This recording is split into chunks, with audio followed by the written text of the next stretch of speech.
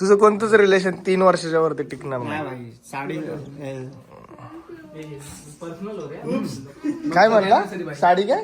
साडी माझ्या ब्लॉगिंगचा नमस्कार. काल आम्ही रात्री झोपलो आणि परत उठलो, सकाळी दात घासले, आंघोळ केले आणि डायरेक्ट दुपारी 4 वाजता आणि ब्लॉग मग दर्शनाला गेलो आणि मग दर्शन घेतलं, सगळं घेतलं. आपल्या ब्लॉगचं कंटेंट काय माहिती का? तू पण ये असं मध्ये.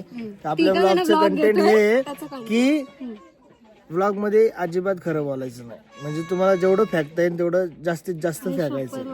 फेकाफेकीचं तुला माहिती आहे मी जागा घेणार आहे आता. जेवढं तुला फेकता येईल तेवढं बंगलो बांधणार माझी तर ऑलरेडी आहे जागा. म्हणजे उदाहरणार्थ कसं की हा आजकाल मग तीच घेणार आहे मी. बिग बॉस मध्ये जे सुरू आहे ना, नाही उदाहरणार्थ की सोनल टू कुणाल डेटिंग करते, तर सोनाली आता रणवीर सिंग बरोबर जस्ट ब्रेकअप झालं कारण त्याचं लग्न ठरलं होतं आलिया भट बरोबर. त्याला पोरगी झाली ना म्हणून ब्रेकअप झालं. अशा टाईपचं बोला मी ऐकते. जसं तुम्हाला माझं रिलेशन माहिती होतं दीपिका पादुकोण सोबत, तर तशा टाईपचं. चला आता म्हणून ती डबल डेट म्हणून करत होती का ती? म्हणून करण जवळच्या याच्यामध्ये हा, ती ओपन रिलेशनशिप मध्ये का होती? कारण मी तिच्यावर रिलेशनशिप मध्ये होतो.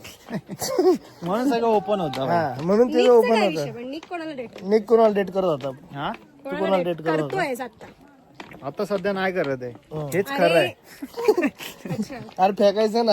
म्हणजे फेकलं. हा, मग जेवढं तुम्ही काय पण बोलसान ते फेकल्यामध्येच गिनलं जाणार आहे. तर जेवढं आता तुला हे जे डोंगर बिंगर दिसतात ना, याचं बांधकामाचं निकच्या वडिलांनी माझ्या वडिलांनी केलं. हा ना भाई.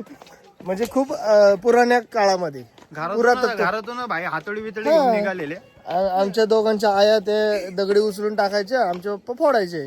मांजी द माउंटन मॅन. प्रसन्न दादाला आम्हीच म्युझिक डिरेक्शन मध्ये सगळं शिकवलं.